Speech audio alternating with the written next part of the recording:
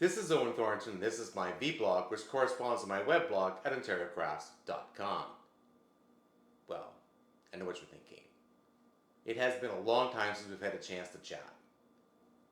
Life has gotten in the way and things have gotten very busy here at the Thornton household. And I want to talk to you about Prince Edward County. Prince Edward County is the third of three principally named appellations in the province of Ontario that grows Vintner Quality Alliance grapes and produces wine under that banner. We visited the other two, Erie North Shore and Niagara Peninsula area, in many times before, but we'd never been to Prince Edward County. Just seems a little bit further along the line. We have visited emerging regions like Lake Huron, Georgian Bay, and Norfolk County, but we had never gotten to Prince Edward County before. Part of the problem we have is that we've had a traumatic experience on the highway, 4-lane series highways. So going through Toronto, which is the fastest way to do so on the Highway 401 or any of the other expressways, just seems like it's not a thing that we can do. So how do we get there? And that means back roads for us. And it was a back road journey for us as we went to Newmarket, north of Toronto, and cut through there. We actually stayed in Newmarket, split the trip up a little bit on the way to Prince Edward County, and I visited two microbreweries there. One called Market Brewing, which you see the shirt here, and the other one was Old Flame, which was right in the downtown core, and a beautiful little spot that was. I really appreciated going down and seeing Newmarket. And if I can, I'll see if I can get a couple of pictures up for you while we're talking about these things. And I'm going to make them full screen, and I'll talk underneath them so that you get a good chance to see what it is I'm talking about those two places. We came into Prince Edward County at the Trenton area on what we would call the west side of the county, and we were on a little road called County Road 64, and it was under construction, traffic going one lane through Flagman. And we happened to arrive just at the time when they closed the entire road for like 25 or 30 minutes to do some work across both lanes. So that was a lot of fun, especially when we were already been traveling for a day and a good chunk of this day, and now we're stopped just shy of our destination.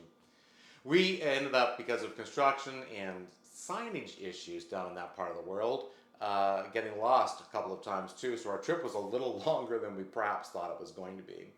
When we came in on Loyalist Parkway, which I believe is County Road 33, heading south now down towards Wellington, where we were going to stay at the Drake Devonshire Motor Inn. Drake Devonshire has a full inn on the lake and has two properties.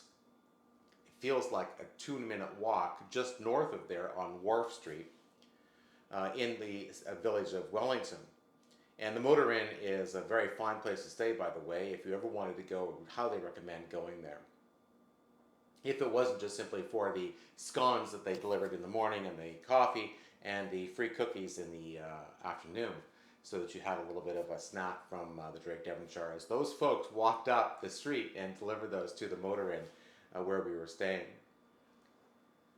The Prince Edward County winery area is really in a circle pretty much around Wellington. So if Wellington is the southernmost limit, the circle kind of goes up and around the town like that, and there's wineries all over the place. There are a few offshoots going towards the lake, towards the west, and there are a few properties going towards the village of Picton as well, but not as many down that way. So Wellington was a perfect spot to be situated for visiting wineries. We ended up traveling to Picton, going through that town, and across the little ferry towards Bath, and we visited a little microbrewery over there as well, and I'll talk about that in my blogs when you see the articles in the future. The ferry ride was a lot of fun too, and we were there just before Mother's Day, so we didn't wait very long. We waited perhaps one ferry ride to get on, and I've been told that in the summer months, when the place becomes really active in the tourist season, that waits can be very long. Last year especially, there are two ferries, but they only actually had one of them running, so waits were longer last year than previous years. So that's something to take a note of if you were planning a trip down that way. And this would be on the easternmost side of the county.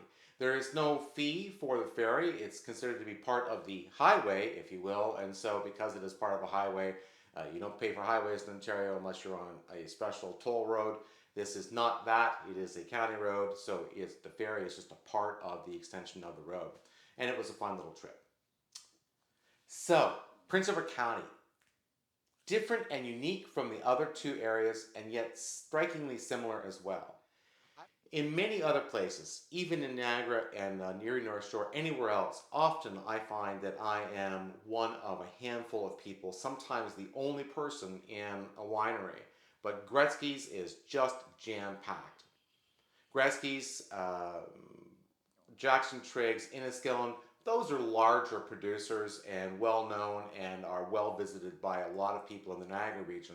I would say that the only place that we came close to like that in Prince Edward County would have been Sandbanks. Sandbanks has gone corporate. It's no longer a family-owned vineyard, and it is doing great business and producing tremendous wines there.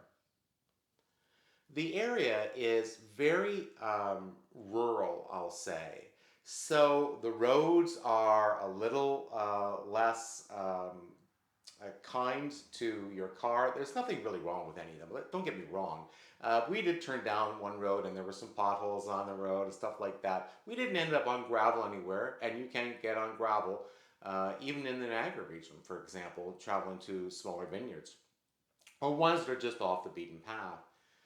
Um, but when you were driving down Loyalist Parkway, for example, which is sort of the main road through the area, you would find that there's water to the one side, there's a swamp over here, and there's that, which you don't see in southwestern Ontario very much anymore, sort of a scrubby kind of brush that runs along the side of the road.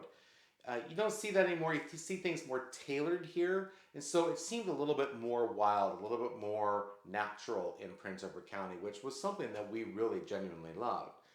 The vineyards there are, the tasting areas are often less formal, a little bit more family oriented because they're often family run businesses. And but you do see the same kind of comparison in Erie North Shore, and certainly I have seen I had experienced those kinds of things. Stroon, for example, is like that, and other places up in Niagara. So you can get these kinds of homey kinds of places to visit. Many places have outside seating so that in the summertime you can expand their smaller tasting area and let you go sit outside and enjoy a glass or a flight and have a great time. Prince Edward County was exceptionally welcoming and warm. We had a great time at the Drake Devonshire. The food there was tremendous. We ate 3 meals, honest to goodness. We ate meals at Midtown Breweries, which was on the laneway towards the back entrance to the motor inn where we were staying. So when we went to Midtown Breweries and had a hamburger, I actually took a picture, and I'll show you this. I took a picture of our building where we were staying across the parking lot, essentially. So Midtown Breweries was right in the downtown Wellington, and there is a tasting bar for whiskeys in the downtown core. We didn't go to that. It was open exclusively like Thursday, Friday, Saturday, mostly in the evenings. By the time evening came around, we were relaxing in our room or on our balcony, sitting around reading a book and having a glass somewhere of our own that we had purchased sometime out throughout the day. A great place to go, great experience, lovely people, and as I said, we were there before sort of the real tourist season began. I should say one thing though.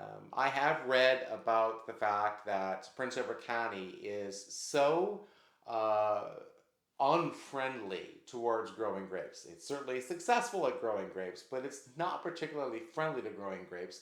That in the fall, they take the vines off the trellises, lower them onto the ground, and bury the vines in earth. This is designed to keep the vines and the graft that is there protected by the soil against the really, really cold winds coming off the lake and the cold conditions there.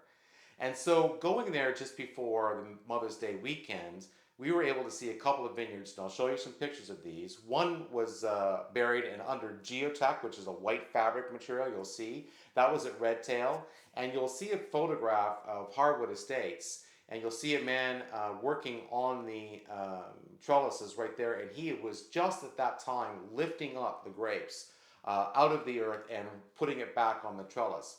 And he told me that they would have 15 acres and that would take them a month and a half to reestablish those vines back on the trellises.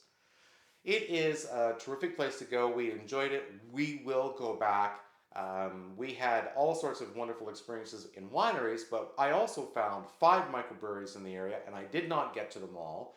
And we had 2 distilleries in the region as well. And I have sampled the Kinsip maple whiskey. They make their own maple syrup there, and then they put the whiskey in the barrels, and it is phenomenal.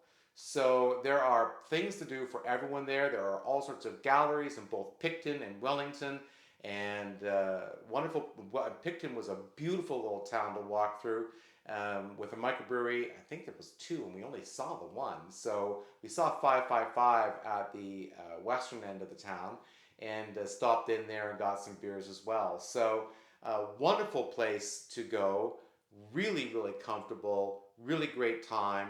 Watch out for the signs, and don't be discouraged if you turn off of one of the main roads and you find yourself on those kinds of dark tarmacy kind of roads that seem very rustic. The roads are solid.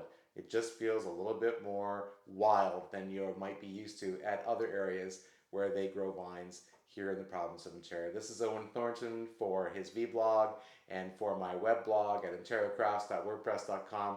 I want to wish you a terrific day. Have a great day, and bye for now.